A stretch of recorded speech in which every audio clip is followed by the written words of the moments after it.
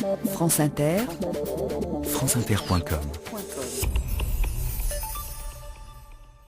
Bonjour, aujourd'hui et demain, un étranger qui pendant 18 ans a gouverné la France, le cardinal Mazarin.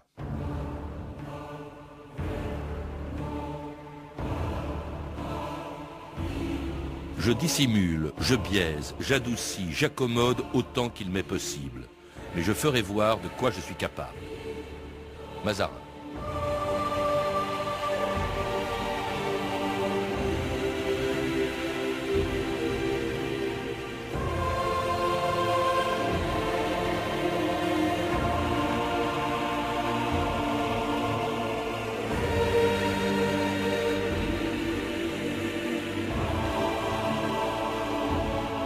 « 2000 ans d'histoire.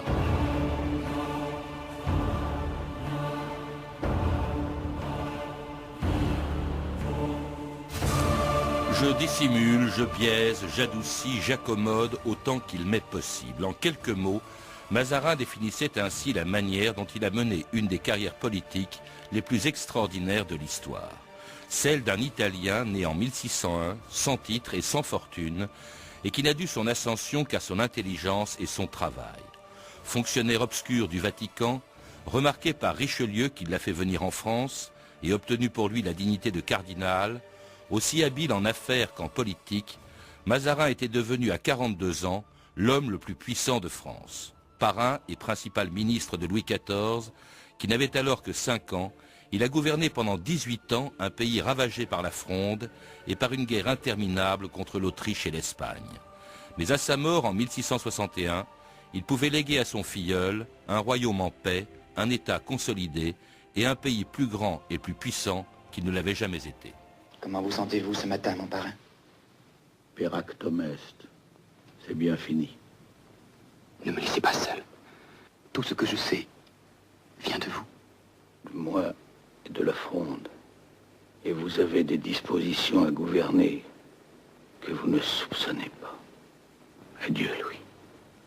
Je vous ai aimé comme mon roi. Et je vous ai aimé comme mon fils. Je vais maintenant retrouver quelqu'un avec lequel il me reste à conclure un dernier traité. Et je vais perdre. Mon parrain, monsieur le cardinal, se meurt. Je veux que la cour prenne le deuil en noir et qu'on dise dans toutes les églises du royaume les prières des 40 heures, comme pour les rois.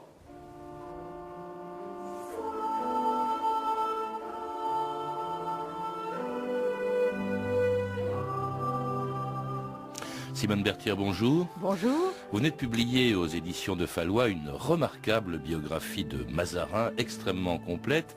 Mazarin qui, à l'époque où Louis XIV était encore trop jeune pour régner, a gouverné, donc on peut le dire, presque seul la France pendant 18 ans. Alors il disposait d'un tel pouvoir qu'il était alors, dites-vous, plus puissant que ne l'a jamais été aucun ministre dans l'histoire de France. Aussi puissant qu'un roi ? Oh oui, Richelieu a toujours eu des problèmes avec Louis XIII. Le prédécesseur de Mazarin. Mais oui, le prédécesseur. Louis XIII supportait très mal l'autorité de Richelieu, et Richelieu disait qu'il avait la plus grande peine à conquérir les 5 pieds carrés du cabinet royal. Donc il y a eu constamment du tirage entre les deux, tandis que entre Mazarin et Anne d'Autriche, la régente, il n'y a jamais l'ombre d'une dissension. Donc Mazarin, elle a complètement remis les rênes du pouvoir entre les mains de son ministre, et il est libre de faire pratiquement ce qu'il veut. Alors cela dit, quand même, il le fait en surmontant des épreuves considérables. La première étant tout simplement due à son origine. Richelieu, Premier ministre de Louis XIII, était cardinal, comme l'a été Mazarin, mais alors il y a une grande différence, c'est que, contrairement à Richelieu, eh bien, et c'est ce qui fait la carrière de Mazarin tout à fait exceptionnelle, il n'était pas d'une grande famille, et en plus, il était italien, ce qui à l'époque, d'ailleurs, et pendant toute la durée de sa vie, d'ailleurs, lui a coûté cher, car on l'a beaucoup critiqué pour ça. Alors rappelez-nous, Simone Berthière, parce qu'on connaît mal ces années italiennes, on va en parler aujourd'hui, au fond, les origines de Mazarin. Bien, Mazarin est italien, enfin italien ça ne veut rien dire à l'époque parce que l'Italie est morcelée. En réalité, il est romain. Alors il est vrai que son père était né en Sicile, mais il s'est installé à Rome à l'âge de 14 ans et il a eu la citoyenneté romaine très vite. Et Mazarin, quoique né dans les Abruzzes, c'est-à-dire dans un petit village où sa mère était allée accoucher parce qu'il faisait trop chaud à Rome le 14 juillet, eh bien, il n'est pas né sujet du... Il est né le 14 juillet. Hein. Il est né le 14 juillet, oui, oui, ça porte bonheur. Il est né coiffé aussi. Bon, mais c'était en territoire espagnol dans le royaume de Naples, mais ça ne veut pas dire qu'il était sujet du roi d'Espagne. Il s'est toujours senti romain. Et c'est à Rome qu'il a ses racines et qu'il a été élevé. Alors élevé chez les jésuites au collège romain, où il se fait remarquer par son intelligence, il est extrêmement brillant, par son charme aussi, et qui lui permet d'entrer dans la diplomatie du Vatican, nommé secrétaire du nonce, c'est-à-dire en fait ambassadeur du pape à Milan. Il était alors un obscur fonctionnaire du pape, même le pape lui-même, qui était Urbain VII, je crois, ou Urbain VIII. Urbain VIII ne le connaissait pas. Oui, mais ce qu'il faut dire, c'est qu'il est de famille très modeste. Alors sa mère est de toute petite noblesse, toute petite, son père n'est pas noble, et il occupe des fonctions mal définies dans la maison d'une grande famille hispano-romaine, les Colonna. Et donc, c'est un domestique de haut niveau, si vous voulez, le père, qui a d'ailleurs des ennuis et qui tire le diable par la queue en permanence parce qu'il naît un enfant tous les ans et qui n'a pas les moyens d'assumer l'accroissement de sa famille. Donc, Mazarin part de très très bas. Alors, c'est un surdoué. Tout le monde s'en aperçoit très vite. Donc, il y a des mécènes qui le poussent. On paye ses études au collège romain. Et les jésuites espèrent bien en faire un des leurs. Il refuse. Et finalement, il cherche sa voie. Mais pour un sujet de sa sainteté, le pape, il n'y a qu'une voie, naturellement, c'est le service de sa sainteté. Alors, il tâte d'abord des armées, mais évidemment, les armées pontificales jouent le rôle de casque bleu, plus ou moins. Puis il n'aime pas la guerre. Non, il n'aime pas la guerre, bon. Mais il se découvre finalement une vocation comme secrétaire d'un cardinal délégué à Milan auprès des autorités espagnoles. La Lombardie est à ce moment-là colonie espagnole. Alors justement, c'est là que brusquement, alors que personne ne le connaît, il va se rendre célèbre en négociant dans un obscur conflit qu'on a du mal à comprendre, c'est dans le cadre de la guerre de 30 ans, entre la France d'un côté, l'Espagne et l'Autriche de l'autre, qui sont sur le point de s'affronter pour une forteresse près de Mantoue, la forteresse de Casale.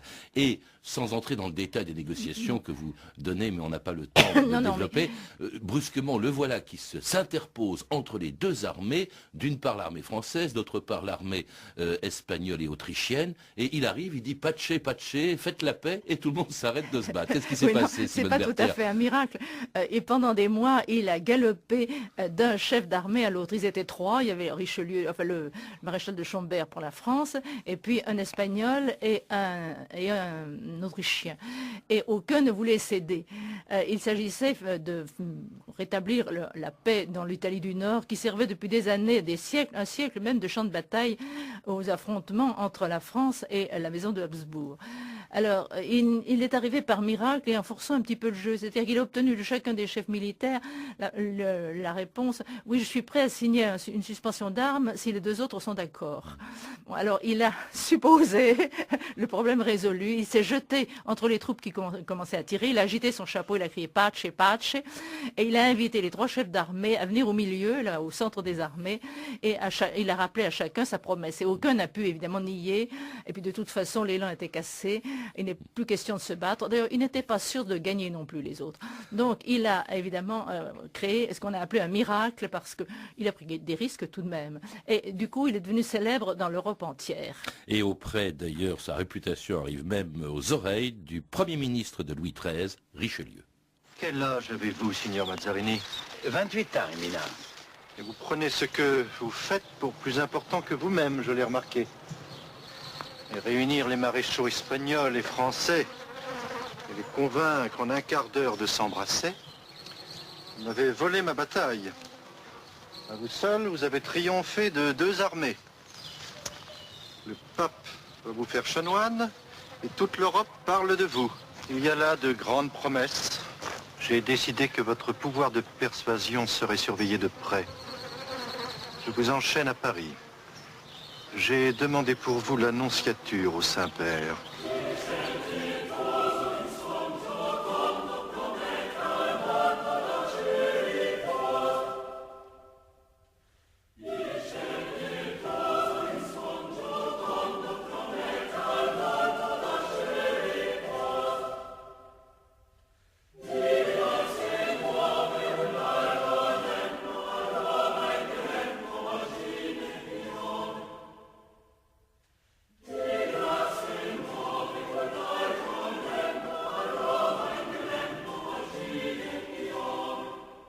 Il ciel pietoso, c'est une musique de Saint-Alexis de Landy. C'est une musique dont vous parlez parce que vous rappelez, Simone Berthière, que Mazarin adorait la musique. Il était mélomane. Oui, il a même chanté le rôle de Saint-Ignace, le rôle titre, dans une pièce consacrée au fondateur des Jésuites. Alors cette amitié qui se noue progressivement avec Richelieu, c'était vraiment une intimité des deux hommes, alors que Richelieu, c'est le cardinal tout-puissant, Premier ministre de France, et lui est encore un petit chanoine italien. Il y a une amitié qui a vraiment rapproché les deux hommes. Oui, mais pas tout de suite. Au début, Richelieu se méfie de Mazarin. Pour qui travaille-t-il? Pour le pape, pour la Savoie, enfin bref. Et il est tellement intelligent qu'il est dangereux. Donc ça prend du temps. Et c'est simplement quand il s'aperçoit que Mazarin travaille sincèrement pour la France que les relations entre eux s'améliorent. Alors cela dit, contrairement à l'appel du pied que lui fait Richelieu, Mazarin ne vient pas tout de suite en France après ce fameux miracle de la forteresse de Casale. Non, il reste à Rome. Il est passionnément romain, il est très attaché à sa patrie romaine, il reste fidèle au pape Urbain VIII, et Urbain VIII qui veut le garder auprès de lui, parce que lui aussi il a vu ce qui s'est passé à Casale, et qui veut le faire travailler, mais pour travailler pour le pape, il faut être prêtre. Or, vous le rappelez, Simone Berthière, Mazarin ne veut pas être prêtre. Et oui, alors Urbain VIII insiste beaucoup. Et pour faire carrière, et pour en particulier une carrière dans la diplomatie pontificale, il faut être de la maison, surtout quand on n'a pas de naissance au départ. Bon, Mazarin refuse, alors il biaise, ou il ne refuse pas en face, mais il obtient des délais, il traîne. Enfin, bon, pourquoi? C'est la question que vous me posez. Oui. Bon, alors, ne mettons pas en cause sa foi. Mazarin a une foi très solide. J'allais dire une foi instinctive, presque la foi du charbonnier. Bon, et il croit que Dieu aidera les siens. Et il est optimiste. Bon, donc, aucune raison d'ordre religieux, théologique n'intervient dans son refus. Aucune raison non plus concernant les mœurs. Nous en reparlerons tout à l'heure. Mais il ne veut pas être tenu en laisse. Il a découvert à Casale, et avant, dans les mois qui ont précédé Casale, sa vocation, c'est la négociation. Il se veut diplomate et il aime agir sur les hommes et sur les événements. Alors il se voit mal attaché à une église, obligé de dire la messe tous les jours, de faire des sermons le dimanche où on ne peut pas changer le programme, naturellement, et de confesser les vieilles dames. Il veut sa liberté d'action. Donc la véritable raison de son refus, c'est celle-ci. Alors, Urbain VIII fait de lui un protonotaire, ce qui lui permettait d'avoir des revenus, puis vice-légat en Avignon. Avignon, c'était encore un état oui, mais c'est un exil, hein, la vice-légature d'Avignon. Urbain VIII est très heureux du succès de Casale, mais en même temps, il a les Espagnols sur le dos qui sont furieux. Les Espagnols, ils sont à Naples. Hein. Bon, donc, il fait quelques cadeaux financiers à Mazarin, mais en revanche, il l'envoie en pénitence en Avignon pour bien montrer aux Espagnols qu'il n'était pas de mèche avec lui dans l'appui apporté aux Français. Et puis finalement, il sera nommé nonce à Paris, où il retrouve Richelieu.